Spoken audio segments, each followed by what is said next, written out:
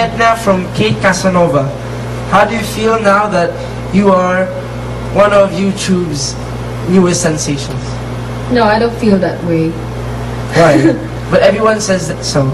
No, actually, hindi ko rin alam eh.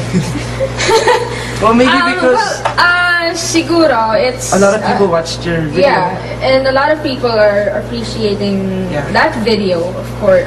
My videos, of course. From my stream. It's so flattering, and I'm really, really honored and glad na maraming nakaka-appreciate ng ginagawa ko.